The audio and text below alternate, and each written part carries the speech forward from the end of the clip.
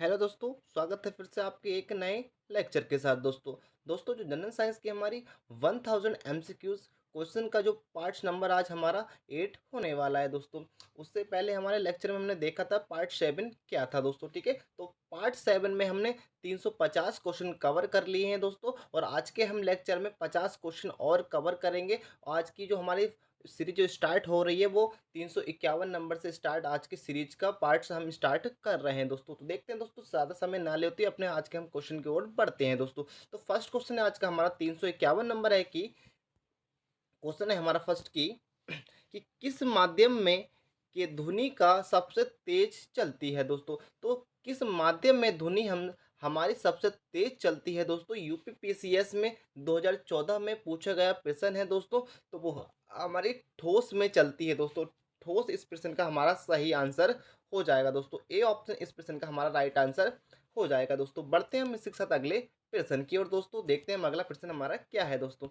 अगला प्रश्न है हमारा कि उर्वरकों के निर्माण में निम्नलिखित में से कौन सा तत्व प्रयोग में लाया जाता है दोस्तों। तो कौन सा लाया जाता है दोस्तों, वो पोटेशियम लाया जाता है। ऑप्शन बी इस प्रश्न का हमारा राइट आंसर हो जाएगा दोस्तों। ऑप्शन बी इस प्रश्न का हमारा सही उत्तर है दोस्तों। ठीक है, और ये एसएससी 2013 में पूछा गया प्रश्न है दोस्तों। हम बढ़ते हैं इसी के साथ अगले प्रश्न की ओर दोस्तों। देखते हैं हम आज का हमारा थर्ड प्रश्न क्या है दोस्तों।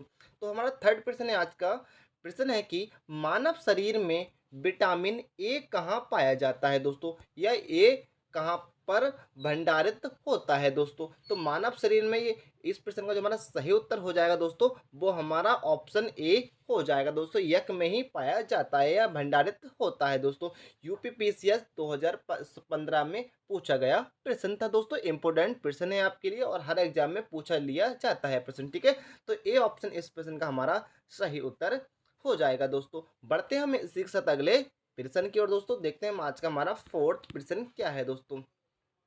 प्रश्न नंबर हमारा आज का 354 नंबर है कि पूछा है कि श्वेत प्रकाश का अपने विभिन्न रंगों में अलग अलग होने की प्रक्रिया को क्या कहते हैं या कहते हैं दोस्तों।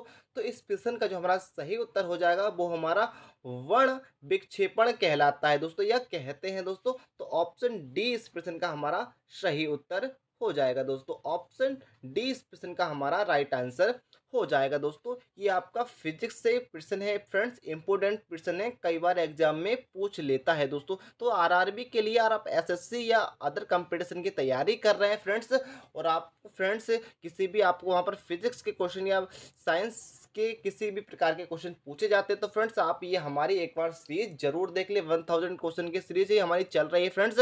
मैं दावा करता हूँ फ्रेंड्स, आपको यहाँ से एक भी क्वेश्चन आउट नहीं होगा सिलेबस से। ठीक है, मैं आपको वही क्वेश्चन करा रहा हूँ जो कि प्रीवियस क्वेश्चन में पूछे गए हैं दोस्तों। ठीक है, यहाँ से हर एक नए एग्जाम में क्वेश्चन पूछ लिया जाता है दोस्तों। ठीक है, मैं कोई फालतू क्वेश्चन नहीं लेके आता हूँ फ्रेंड्स। पहले मैं इन क्वेश्चन पे रिसर्च करता हूँ, उसके बाद ही मैं क्वेश्चन की वीडियो प्रोवाइड कराता हूँ अपने चैनल पर। ठीक है, तो दोस्तों बढ़ते हैं हम इसके साथ अगले प्रश्न की ओर दोस्तों। देखते हैं हम आज का हमारा पांचवा प्रश्न क्या है दोस्तों। प्रश्न है कि दोस्तों कि चुंबक बनाने के लिए चुंबक बनाने के लिए निम्नलिखित में से कौन सा मिश्रण धातु का प्रयोग किया जाता है दोस्तों। तो इस प्रश्न का जो हमारा सही उत्तर हो जाएगा दोस्तों, वो ऑप्शन सी हो जाएगा दोस्तों। ऑप्शन सी इस प्रश्न का हमारा सही उत्तर हो जाएगा। राइट आंसर ऑप्शन सी हो जाएगा दोस्तों। और ये प्रश्न को हमारे एसएससी 2015 में पूछा था दोस्तों। एसएससी ने हमारा 2015 में 2005 में इस प्रश्न को पूछा था दोस्तों। तो हम बढ़ते हैं इसके साथ अगले प्रश्न की ओर दोस्तों। देखते हैं अगला प्रश्न हमारा 6 नंबर आज का क्या है दोस्तों। प्रश्न है हमारा कि पूछा है कि निमोनिया रोग मानव शरीर के किस अंग को प्रभावित करता है दोस्तों। तो जो हमारी निमोनिया होती है वो मानव शरीर के किस अंग पर प्रभावित करता है या कवर करता है दोस्तों। तो इस प्रश्न का जो हमारा सही उत्तर हो जाएगा वो हमारा फेफड़ा हो जाएगा दोस्तों। वो हमारा निमोनिया जो रोग होता है वो फेफड़े को जाम कर देता है दोस्तों। तो उस पे फेफड़ा इस प्रश्न का हमारा सही उत्तर हो जाएगा दोस्तों। तो ऑप्शन सी इस प्रश्न का हमारा राइट आंसर हो जाएगा दोस्तों। हम बढ़ते हैं इसी के साथ अगले प्रश्न की ओर दोस्तों। देखते हैं हम आज का 7वां नंबर प्रश्न हमारा क्या है दोस्तों। अगला प्रश्न है हमारा कि क्वेश्चन है कि दोस्तों पूछा है कि यदि कोई व्यक्ति दूर की वस्तु को स्पष्ट नहीं देख सकता है तो उसकी दृष्टि में कौन सा दोष होता है दोस्तों। ये आपका फिजिक्स से लिया गया प्रश्न है दोस्तों। तो देखते हैं फ्रेंड्स कौन सा इसमें होता है दोस्तों। पूछ रहा है कि कोई व्यक्ति दूर की वस्तु स्पष्ट नहीं देख सकता है तो उसकी दृष्टि में कौन-सा दोष होगा दोस्तों? तो दूर की नहीं देख पा रहा है दोस्तों, तो इसमें निकट दृष्टि दोष होता है दोस्तों। तो निकट दृष्टि दोष इसमें होता है दोस्तों। तो ऑप्शन बी इस प्रश्न का हमारा सही उत्तर हो जाएगा दोस्तों। हम बढ़ते हैं शिक्षात अगले प्रश्न की ओर दोस्तों। देखते हैं अगला प्रश्न हमारा क्या है। 8वां नंबर प्रश्न है आज का हमारा कि प्रश्न है कि खाना पकाने के तेल को किस प्रक्रिया द्वारा वनस्पति घी में परिवर्तित किया जा सकता है दोस्तों। तो किसके द्वारा हमारा परिवर्तित किया जा सकता है दोस्तों। तो इस प्रश्न का जो हमारा सही उत्तर हो जाएगा वो हमारा हाइड्रोजनीकरण द्वारा किया जाता है दोस्तों। यह हम कह सकते हैं हाइड्रोसिंथेसिस के द्वारा हमारे इसमें किया जाता है दोस्तों। ए ऑप्शन इस प्रश्न का हमारा राइट आंसर हो जाएगा दोस्तों। बढ़ते हैं हम इसी के साथ अगले प्रश्न की ओर दोस्तों। देखते हैं हम अगला प्रश्न हमारा क्या है आज का। अगला प्रश्न है हमारा 359 नंबर है कि पूछा है कि सौर ऊर्जा का सबसे बड़ा योगनीकरण कौन है दोस्तों। तो कौन है सौर ऊर्जा का सबसे बड़ा योगनीकरण। तो इस प्रश्न का जो हमारा सही उत्तर हो जाएगा दोस्तों वो ऑप्शन डी हो जाएगा दोस्तों। सौर ऊर्जा जो हमें सबसे योगनीकरण होता है वो हमें हरे पौधों से ही मिलती है दोस्तों। और ये एसएससी 2005 में पूछा गया प्रश्न है दोस्तों। फिर इंपोर्टेंट प्रश्न है ये। आपको एसएससी 2017 में भी आपको ये प्रश्न देखने को मिला होगा दोस्तों, क्योंकि कुछ बच्चों ने इस प्रश्न को मुझे बताया था दोस्तों। तो ये 2017 में भी इस प्रश्न को पूछा गया था दोस्तों कि सौर ऊर्जा का सबसे बड़ा योगनीकरण कौन है या किसे कहते हैं दोस्तों। वहां पर कौन नहीं था, वहां पर क्वेश्चन था कि किसे कहते हैं दोस्तों। तो ऑप्शन आपका यही था, हरे पौधों को आपको टिक करना था दो फ्रेंड्स, ठीक है। तो ऑप्शन डी इस प्रश्न का हमारा राइट आंसर हो जाएगा दोस्तों। तो बढ़ते हैं हम इसके साथ अगले प्रश्न की ओर दोस्तों। देखते हैं हमारा अगला प्रश्न हमारा दोस्तों क्या है दोस्तों। अगला फ्रेंड्स है हमारा अगला प्रश्न है कि सेल्सियस में माप का कौन सा तापक्रम 300 केल्विन के बराबर होता है दोस्तों। कौन सा हमारा जो सेल्सियस में माप करते हैं हम, कौन सा तापक्रम 300 केल्विन के बराबर होता है दोस्तों। ये आरआरबी 2009 में पूछा गया प्रश्न है दोस्तों। तो इस प्रश्न का जो हमारा सही उत्तर हो जाएगा फ्रेंड्स वो हमारा 27 डिग्री सेल्सियस जो होता है उसे हम 300 केल्विन के बराबर रख सकते हैं दोस्तों, ठीक है। तो ये हमारा 300 केल्विन के बराबर होता है 27 डिग्री सेल्सियस दोस्तों, ठीक है। तो ऑप्शन सी इस प्रश्न का हमारा सही उत्तर हो जाएगा दोस्तों। हम बढ़ते हैं शिक्षा अगले प्रश्न की ओर दोस्तों। आज का हम 11 नंबर प्रश्न देखते हैं और प्रश्न संख्या है हमारी आज की कि 361 नंबर प्रश्न है कि निम्न निम्न में से कौन सा पदार्थ एक अतिशीतक द्रव या सुपर कोल्ड लिक्विड है दोस्तों। तो इस प्रश्न का जो हमारा सही उत्तर हो जाएगा फ्रेंड्स वो कांच ही होता है दोस्तों। वो कांच इस प्रश्न का हमारा राइट आंसर हो जाएगा दोस्तों। ये आरआरबी 2007 में पूछा गया प्रश्न है दोस्तों। तो ऑप्शन डी इस प्रश्न का हमारा राइट आंसर हो जाएगा दोस्तों। बढ़ते हैं हम इस साथ अगले प्रश्न की ओर दोस्तों। अगला प्रश्न हमारा 12 नंबर है कि और प्रश्न संख्या है 362 नंबर। मनुष्य के मनुष्य के शरीर में हृदय को एक बार धड़कने के लिए कितना समय लगता है दोस्तों। तो कितना समय लगता है दोस्तों। इस प्रश्न का जो हमारा सही उत्तर जो हो जाएगा फ्रेंड्स वो 0.8 सेकंड लगता है दोस्तों। ऑप्शन डी इस प्रश्न का हमारा सही उत्तर हो जाएगा दोस्तों। राइट आंसर ऑप्शन डी हो जाएगा इस प्रश्न का दोस्तों। हम बढ़ते हैं शिक्षा अगले प्रश्न की ओर दोस्तों। तो बढ़ते हैं हम अगले प्रश्न की ओर दोस्तों। अगला प्रश्न देखते हैं हमारा आज का क्या है दोस्तों। अगला प्रश्न है हमारा कि मिट्टी के घोड़ों मिट्टी के घड़े में किस प्रक्रिया के कारण जल ठंडा रहता है दोस्तों। ये हमारा रासायनिक से क्वेश्चन है रिलेटेड और ये यूपीपीसीएस 2012 में पूछा गया प्रश्न है दोस्तों।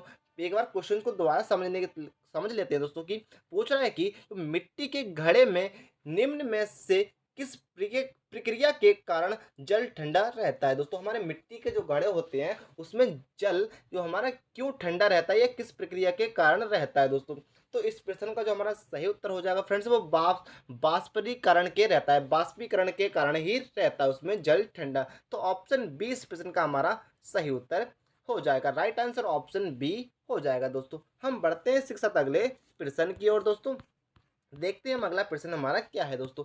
अगला प्रश्न है हमारा कि पूछा है कि निम्नलिखित में से कौन सा तत्व उत्कट उत्कर्ष गैस का उदाहरण है दोस्तों। तो नाइट्रोजन, हाइड्रोजन और क्लोरीन, तो ये फ्रेंड्स इनमें से कोई भी नहीं है हमारा उत्कर्ष गैसों का। और बढ़ते हैं अगला ऑप्शन डी देख लेते हैं फ्रेंड्स। हीलियम हमारा उत्कर्ष गैसों में आता है दोस्तों, ठीक है। तो ऑप्शन डी इस प्रश्न का हमारा सही उत्तर हो जाएगा दोस्तों। आपको फ्रेंड्स आपको सभी गैसों के अच्छे से पता होना चाहिए कौन सा उत्कर्ष गैस है, कौन सी जीरो या शून्य गैस कभी अभिक्रिया कहलाती है। वर्ग 18 17 की कोई भी हमारी गैस भी उसके बारे में पूछ लेता है दोस्तों। तो फ्रेंड अच्छे से आपको पता होना चाहिए, ठीक है। तो इस प्रश्न का ऑप्शन डी आंसर सही हो जाएगा दोस्तों। हीलियम थोड़ा गलत लिखा है, इस प्रकार से हम हीलियम को लिखते हैं, ठीक है। तो हीलियम इस प्रकार से लिखा जाता है दोस्तों, ठीक है। हीलियम इधर से मात्रा लगती है। तो एसएससी 2013 में पूछा गया प्रश्न था दोस्तों। हम बढ़ते हैं इसके साथ अगले प्रश्न की ओर दोस्तों। अगला प्रश्न है कि बायोलॉजी का है कि आनुवंशिकता शब्द किसने प्रतिपादित किया है दोस्तों। तो आनुवंशिकता शब्द किसने प्रतिपादित किया है, किसने दिया है दोस्तों। प्रतिपादित का मतलब है किसने दिया था दोस्तों, ठीक है। तो एसएससी 2013 में पूछा गया प्रश्न था दोस्तों। तो इस प्रश्न का जो हमारा सही उत्तर हो जाएगा हमारे वो वाटसन ने दिया था दोस्तों। इस प्रश्न का जो हमारा राइट आंसर हो जाएगा वाटसन जी हो जाएंगे दोस्तों। ऑप्शन सी इस प्रकार इस प्रश्न का सही उत्तर हो जाएगा दोस्तों। बढ़ते हैं हम इसके साथ अगले प्रश्न की ओर दोस्तों। अगला प्रश्न है हमारा कि लोहे की सुई पानी की सतह पर किस कारण तैरती रहती है दोस्तों। तो ये यूपीपीसीएस 2013 में पूछा गया प्रश्न था दोस्तों। इंपोर्टेंट प्रश्न है फ्रेंड्स, क्वेश्चंस को दोबारा सुन लीजिए एक बार की लोहे की सुई पानी की सतह पर किस कारण तैरती रहती है दोस्तों। तो किस कारण तैरती रहती है दोस्तों, वो हमारी पृष्ठ पृष्ठ पृष्ठ तनाव के कारण तैरती रहती है दोस्तों। स्पर्श के जो हमारे होता है तो पृष्ठ इसका तनाव जो हमारे इस सही प्रश्न उत्तर का हो जाएगा दोस्तों, ठीक है। पृष्ठ तनाव के कारण इसमें तैरती रहती है। तो ऑप्शन डी इस प्रश्न का हमारा सही उत्तर हो जाएगा दोस्तों। हम बढ़ते हैं इसी के साथ अगले प्रश्न की ओर दोस्तों। देखते हैं हमारा अगला प्रश्न हमारा क्या है दोस्तों। अगला प्रश्न है हमारा कि कैंसर के उपचार के लिए उपयुक्त उत्कृष्ट गैस है। तो उत्कृष्ट गैस कौन सी है फ्रेंड्स। तो इस प्रश्न का जो हमारा सही उत्तर जो हो जाएगा फ्रेंड्स वो तो हमारी उपचार के अंदर तो हीलियम तो उत्कृष्ट गैस है बट उपचार के लिए उपयोग नहीं होती है। आर्गन भी है बट आर्गन भी उपचार के लिए उपयोग नहीं होती है दोस्तों। अगले देखते हैं फ्रेंड्स क्रिप्टोनोन भी नहीं होती है बट हमारी जो रिडॉक्स होती है, रिडॉक्स अभिक्रिया आपने पढ़ी होंगी। और रिडॉक्स जो हमारे धातु जो होती है उत्कर्ष गैस है, तो रिडॉक्स हमारी कैंसर के उपचार में उपयोग की जाती है। तो और रिडॉक्स इस प्रश्न का हमारा सही उत्तर हो जाएगा और ऑप्शन डी इस प्रश्न का राइट आंसर हो जाएगा दोस्तों। और ये एसएससी 2011 में पूछा गया प्रश्न था दोस्तों। हम बढ़ते हैं इसके साथ अगले प्रश्न की ओर दोस्तों। अगला प्रश्न हमारा कि निम्न में से कौन सा तारा मछली या स्टार फिश के नाम से जाना जाता है दोस्तों। तो किसे जाना जाता है दोस्तों। तो इस प्रश्न का जो हमारा सही उत्तर हो जाएगा वो ऑप्शन ए हो जाएगा दोस्तों। ए ऑप्शन इस प्रश्न का हमारा राइट आंसर हो जाएगा दोस्तों। हम बढ़ते हैं इसके साथ अगले प्रश्न की ओर दोस्तों।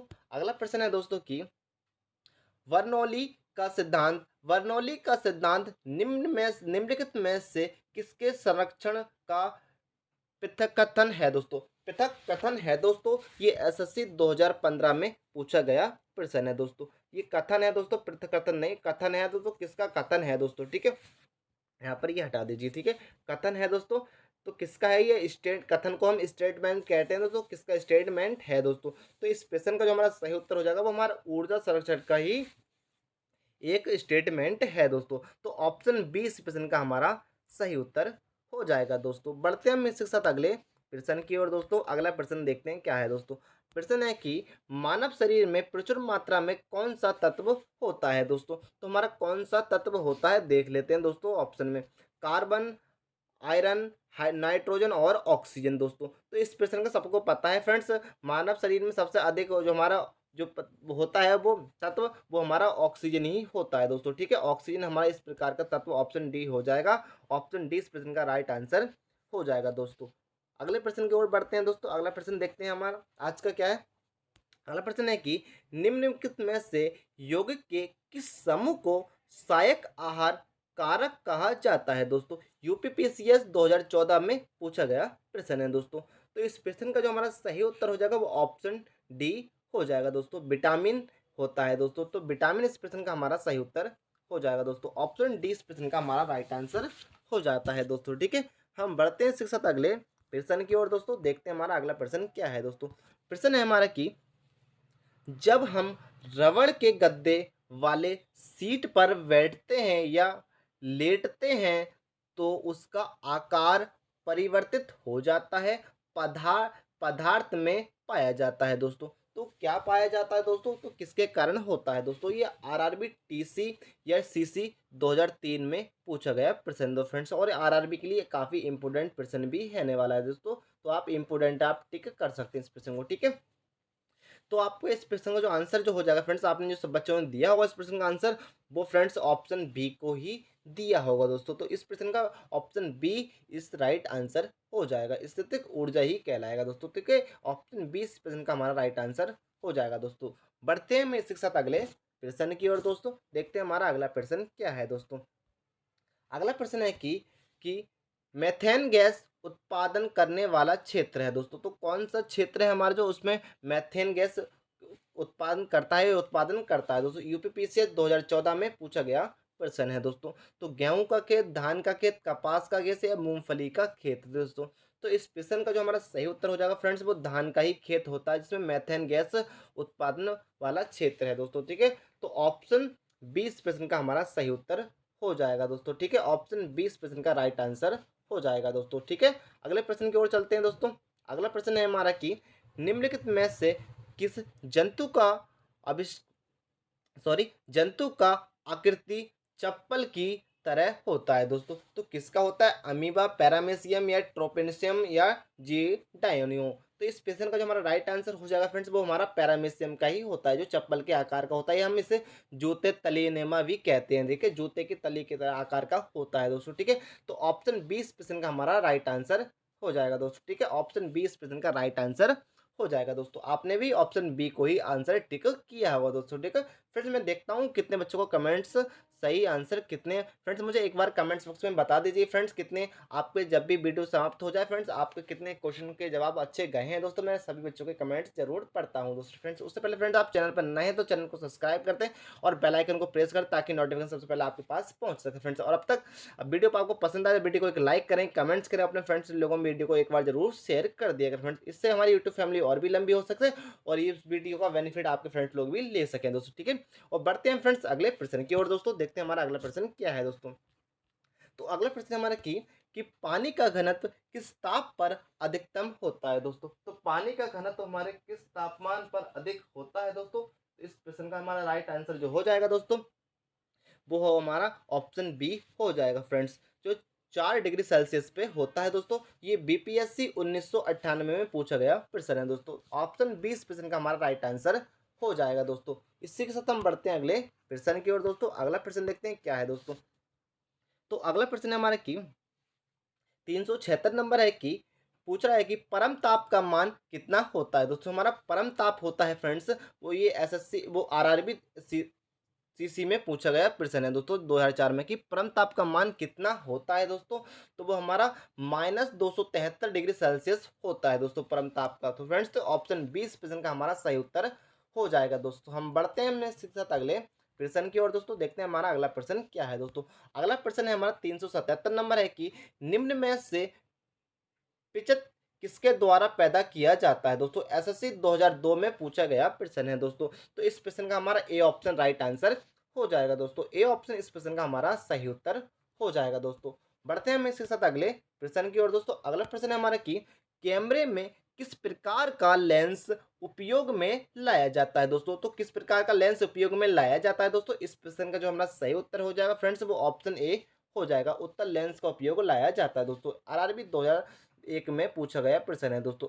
तो ऑप्शन ए इस प्रश्न का राइट आंसर हो जाएगा दोस्तों। अगले प्रश्न की ओर चलते हैं हम दोस्तों। अगला प्रश्न है हमारा कि निम्न में से कौन सा तत्व सर्वाधिक विद्युत ऋणात्मकता है या है। ठीक है, एसएससी 2013 में पूछा गया प्रश्न है दोस्तों। तो इस प्रश्न का जो हमारा राइट आंसर ऑप्शन बी हो जाएगा। फ्लोरीन इस प्रश्न का हमारा सही उत्तर कहलाएगा दोस्तों। ठीक है, हम बढ़ते हैं इसके साथ अगले प्रश्न की ओर दोस्तों। अगला प्रश्न है हमारा कि जंतुओं में होने वाली फुट एंड माउथ रोग किसके कारण उत्पन्न होती है दोस्तों? तो किसके कारण उत्पन्न होती है दोस्तों? तो इस प्रश्न का जो हमारा राइट आंसर जो हो जाएगा दोस्तों, इस प्रश्न का जो हमारा राइट आंसर ऑप्शन डी हो जाएगा, विषाणु के कारण। फ्रेंड्स इंपोर्टेंट प्रश्न है ये, आईएएस 2002 में पूछा गया प्रश्न है दोस्तों। हम बढ़ते हैं इसके साथ अगले प्रश्न की ओर दोस्तों, ठीक है। ऑप्शन डी इस प्रश्न का राइट आंसर कहलाएगा दोस्तों। अगला प्रश्न हमारा की 381 नंबर है कि पूछा है कि निम्न में से किस में पराश्रव्य ध्वनि का उपयोग किया जाता है दोस्तों? तो किसका किया जाता है? वो सोनोग्राफी का उपयोग किया जाता है दोस्तों। तो सोनोग्राफी इस प्रश्न का राइट आंसर हो जाएगा, ऑप्शन इस प्रश्न का हमारा सही उत्तर कहलाएगा दोस्तों। हम बढ़ते हैं इसी के साथ अगले प्रश्न की ओर दोस्त फ्रेंड्स, और ये आरएएस और आरटीएस में 2012 में पूछा गया फ्रेंड्स, और आपके लिए इंपोर्टेंट फिर से आइए, ये आरएएस में एक बार और पूछा गया था जो 2014 में पूछा गया फ्रेंड्स, ठीक है। तो दो बार इस प्रश्न को पूछा गया दोस्तों, इंपोर्टेंट आपके लिए प्रश्न होने वाला है दोस्तों, ठीक है।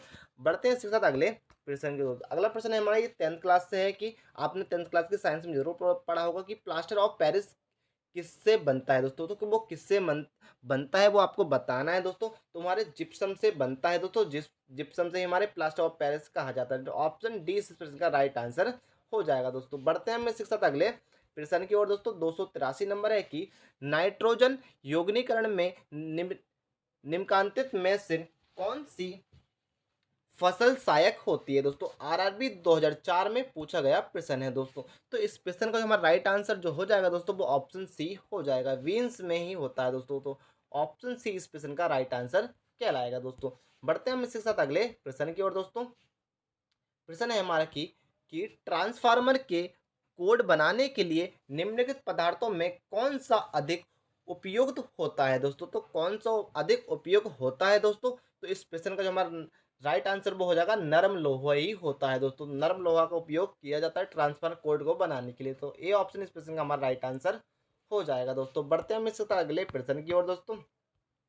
अगला प्रश्न है हमारा की, और ये भी देखो आरएएस और आरटीएस 2012 में पूछा गया प्रश्न था। प्रश्न है कि मानव मानव ने सर्वप्रथम किस धातु का उपयोग किया था दोस्तों? तो मानव ने जो हमारे सर्वप्रथम किस धातु का उपयोग किया था, वो चांदी या सोना था या तांबा या लोहा? तो इस प्रकार जो राइट आंसर जो हो जाएगा हमारा 385 नंबर का फ्रेंड्स, वो हमारे तांबा ही होगा। तांबा का सर्वप्रथम मानव में उपयोग किया था दोस्तों, ठीक है। तांबा इस प्रश्न का राइट आंसर हो जाएगा दोस्तों, ऑप्शन सी इस प्रश्न का राइट उत्तर हो जाएगा दोस्तों। बढ़ते हैं हम इसके साथ अगले प्रश्न की ओर दोस्तों। अगला प्रश्न हमारा की 286 नंबर है, 386 नंबर है कि निम्न में से कौन नियत तापी प्रणाली है दोस्तों? एसएससी 2011 में पूछा गया प्रश्न था दोस्तों। तो प्रश्न का जो हमारा सही उत्तर हो जाएगा दोस्तों, वो ऑप्शन ए हो जाएगा दोस्तों। ए प्रश्न का राइट आंसर होता है दोस्तों, ठीक है। हम बढ़ते हैं इसके साथ अगले प्रश्न की ओर दोस्तों। अगला प्रश्न है कि ध्रुवियों पर नमन कोण का मान कितना होता है दोस्तों? तो कितना मान होता है दोस्तों? तो इस प्रश्न का जो हमारा सही जो उत्तर हो जाएगा दोस्तों, वो देख लेते हैं कितना हो जाएगा दोस्तों।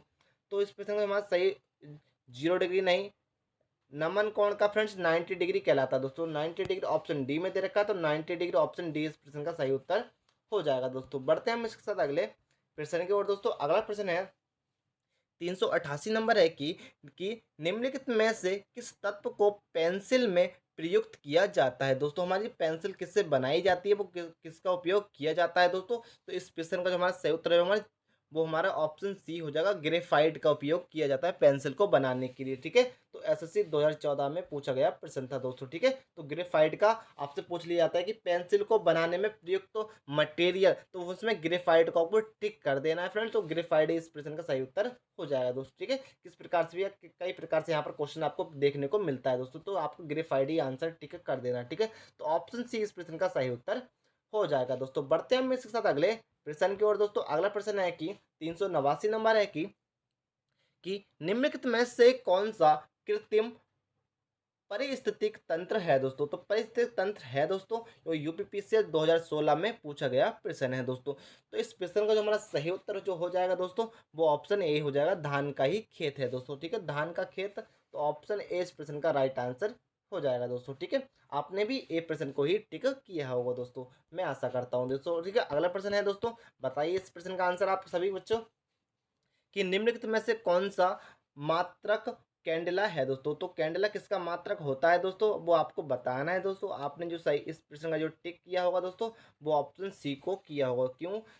जय में जयती तीव्रता होती है, ठीक है। तो आरआरबी और 2004 में पूछा गया प्रश्न है दोस्तों। ऑप्शन सी इस प्रश्न का राइट आंसर हो जाएगा दोस्तों, ठीक है। ऑप्शन सी इस प्रश्न का राइट आंसर हो जाएगा दोस्तों। इसी के साथ हम बढ़ते हैं अगले प्रश्न की ओर दोस्तों। अगला प्रश्न हमारा की 391 नंबर है कि आग बुझाने के लिए प्रयुक्त गैस कौन सी है दोस्तों। तो वो कौन सी होती है दोस्तों आग, हमारी आग बुझाने के लिए प्रश्न। तो इस प्रश्न में हमारी कार्बन डाइऑक्साइड ही होती है जो आग को बुझाती है। आपने देखा होगा जगह जगह किसी भी मॉल या सिटी स्टेशन, रेलवे स्टेशन, आपने एक सिलेंडर लगा होगा दीवार पे, वो देखा होगा। उसमें तो कौन सी गैस भरी होती है, आपको अब जरूरत नहीं है सोचने की। उसमें हमारी कार्बन डाइऑक्साइड ही भरी होती है जो हमारी आग बुझाने के काम आती है दोस्तों, ठीक है। तो ऑप्शन सी इस प्रश्न का हमारा सही उत्तर हो जाएगा दोस्तों।